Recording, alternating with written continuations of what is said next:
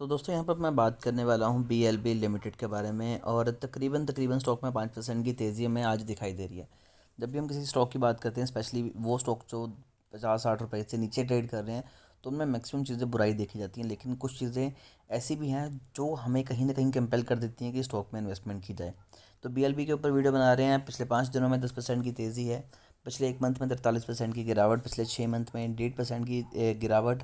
और एक साल की बात की जाए तो तकरीबन न्यूट्रल से रिटर्न है। पिछले 5 सालों में स्टॉक ने 352% के पॉजिटिव रिटर्न दिए हैं। और अगर गिरावट को निकाल दें तो स्टॉक ने आपको तकरीबन 1000% के अराउंड पॉजिटिव रिटर्न दिए हैं। लेकिन स्टॉक की सबसे बड़ी प्रॉब्लम ये है कि 2020 के बाद स्टॉक में तेज़ी आई, नो डाउट, बट जो मैक्स चार्ट है वो अभी स्टॉक का करंटली रेड में है। और हमारा थंब रूल ये है कि किसी भी शेयर में अगर हमने इन्वेस्टमेंट करनी है तो उसका मैक्स चार्ट हमेशा ग्रीन में होना चाहिए। तो यहाँ पर अगर मैं कंपनी के फंडामेंटल पे देखूँ तो बहुत सी चीज़ें क्लियर हो जाएंगी। एक पहली बात तो ये कि बहुत ज़्यादा छोटी कंपनी है, 118 करोड़ के अराउंड मार्केट कैप है। उसके बाद मैं बात करता हूँ अगर यहाँ पर स्टॉक पीई की, तो वो 17 के अराउंड है, यानी कि स्टॉक काफ़ी ज़्यादा सस्ते प्राइस पे मिल रहा है।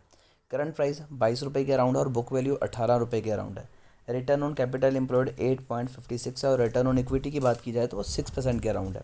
फिर बात करते हैं रिटर्न ऑन एसेट्स की, जो कि 5.71 है, जो कि डिसेंट निकल के आता है। रिटर्न ऑन कैपिटल एम्प्लॉयड और रिटर्न ऑन इक्विटी काफ़ी कम है, ये इंप्रूव हो सकते थे। और अगर ये इंप्रूव होंगे तो डेफिनेटली यहाँ पर रिटेल इन्वेस्टर और ज़्यादा बड़ी होल्डिंग बना के रखेगा। प्रमोटर होल्डिंग 36% है। कोई भी प्रमोटर होल्डिंग शेयर प्लेज नहीं है, बट आपको बता दूं कि यहाँ पर तकरीबन 8.5% की होल्डिंग प्रमोटर ने कम की है। सेल्स 21% डाउन हुई है, बट फिर भी कंपनी का जो प्रॉफिट है 31.4% इंक्रीज़ हुआ है। रिजर्व में कंपनी के पास 91 करोड़ रुपए पड़े हैं और इसी से हिसाब से हम देखेंगे कि कंपनी के पास कर्जा कितना है। तो कंपनी के ऊपर 1.5 करोड़ का कर्जा है, तो कंपनी आराम से जो चुका सकती है।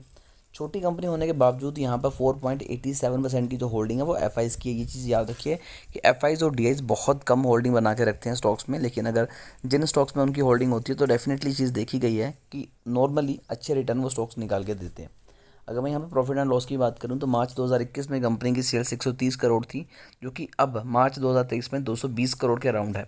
और बीच में कंपनी की जो सेल्स है वो हाईएस्ट 540 करोड़ के अराउंड गई थी। प्रॉफिट एंड लॉस की बात करें तो कंपनी आज से 10 साल पहले लॉस में थी, आप देख सकते हैं, बट अब कंपनी प्रॉफिट में है और वो भी कम नहीं, 9, 6, 7 करोड़, मतलब कि आराम से 10 करोड़ के आंकड़े को टच करने वाली है। इन्वेस्टर्स की बात की जाए तो पहले प्रमोटर होल्डिंग 70% के अराउंड थी और ये दिसंबर 2022 तक रही। उसके बाद प्रमोटर होल्डिंग लगातार कम हो रही है और एफ की भी होल्डिंग एक टाइम पे यहाँ पर 8% थी, वो भी कम होकर 4.87 रह चुकी है। और सबसे ज़्यादा जो होल्डिंग इंक्रीज़ हुई है वो हुई है पब्लिक की। नॉर्मली शेयर काफ़ी ज़्यादा डिसेंट है, इंटरेस्टिंग है, इन्वेस्टमेंट की जा सकती है। लेकिन बड़ी इन्वेस्टमेंट करना स्टॉक में थोड़ा सा रिस्की रहेगा, लेकिन हल्का फुल्का रिस्क डेफिनेटली स्टॉक पे आपको लेना चाहिए।